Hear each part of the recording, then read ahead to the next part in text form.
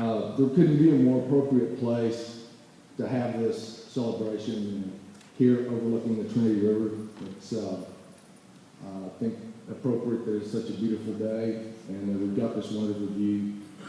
This particular facility, looking out at Trinity, this facility and the river both are symbols of James's dedication to the city, and just a small sampling of the output of his life's work, which was working on the river and helping Fort Worth to redevelop its downtown. I've known James for almost 2 decades now, and I'm very fortunate to work with James on a project that really held 2 of his most strongest passions. He loved this community so much. He loved the river, and that was really what he was about. He retired from Gideon Toal about 3 years ago. He's already done a lot of work for us because he really was the soul of the river. And at that time, he started traveling to other cities, helped with master plans. And I was talking to him that time. I still need his help every day.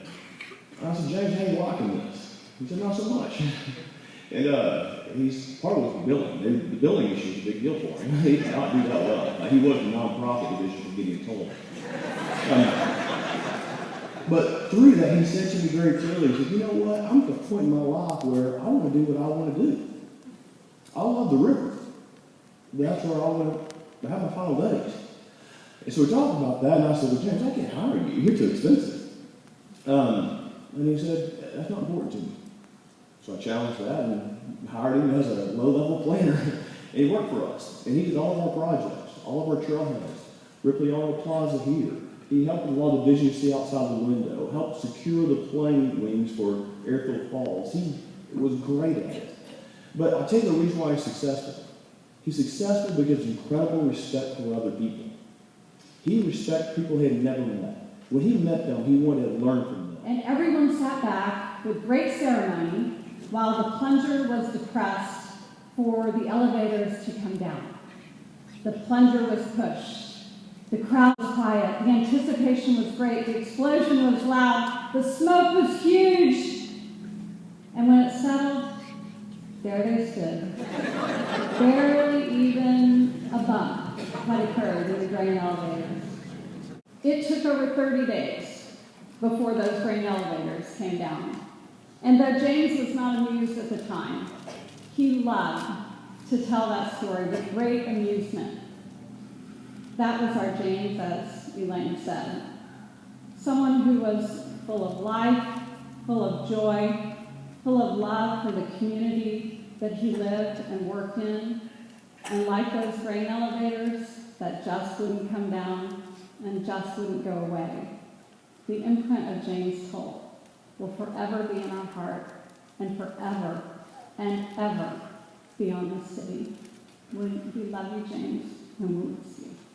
Knowing James and being a friend is sort of like being on the Seinfeld show and being part of the cast and working with Kramer, because there are some things that were just so funny. And I said one time, I said, you know, you could make a lot of money if you did cereal on just you in restaurants. James at this point is looking up at the light over the table.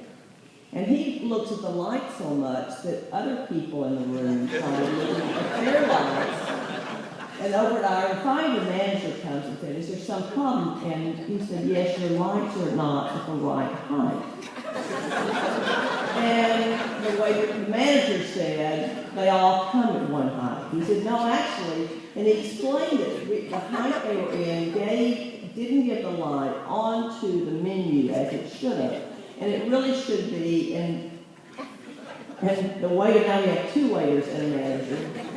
He said, are you an architect? And then he explains he's a landscape architect. He doesn't really know about a landscape architect. One of the things that we talked about was the difference in weeds and prairie grasses. I didn't know the difference. And so when we talked to a big landscape architect, it was a very long conversation with this very nice manager. Of course, we could never go back to that restaurant again. But part of this is a tribute to James, and that we know the difference in prairie grass and weeds.